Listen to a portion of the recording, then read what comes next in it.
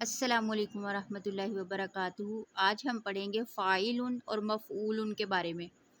فاعل اس سانچے میں ڈھلا ہوا اسم کام کرنے والے کو ظاہر کرتا ہے۔ خلق سے خالق پیدا کرنے والا، شکر سے شاکر قدر کرنے والا، ظلم سے ظالم ظلم کرنے والا، صبر سے صابر صبر کرنے والا۔ اللہ خالق کل شیء، اللہ ہر چیز کا پیدا کرنے والا ہے۔ وَدَخَلَ جَنَّتَهُ وَهُوَ ظَالِمٌ لِنَفْسِهِ، اور وہ اپنے باغ میں اس حال میں داخل ہوا کہ وہ اپنے آپ پر ظلم کرنے والا تھا۔ فَإِنَّ اللَّهَ شَاكِرٌ عَلِيمٌ، پس بے شک اللہ قدر کرنے والا جاننے والا ہے۔ إِنَّ اللَّهَ مَعَ الصَّابِرِينَ، بے شک اللہ تعالیٰ صبر کرنے والوں کے ساتھ ہے۔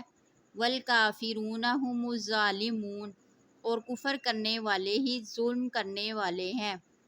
فاعل کس کو کہتے ہیں؟ کام کرنے والے کو ظاہر کیا جاتا ہے فاعل سے، جیسے اردو میں فعل، فاعل، مفعول، اسی طرح عربی میں فاعل کام کرنے والا، اس سے کام کا ہونا ظاہر ہوتا ہے۔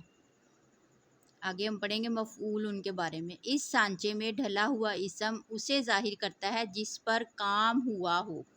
مفعول جس پر کام ہوا ہو، مثلا مخلوق پیدا کیا ہوا، محروم چھوڑا ہوا، مسئول سوال کیا ہوا، مغضوب غضب کیا ہوا۔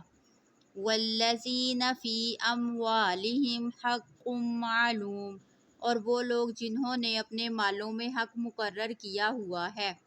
للسائل والمحروم، سائل اور محروم رہنے والوں کے لیے۔ غیر المغضوب علیہم، نہ کہ جن پر غضب کیا گیا۔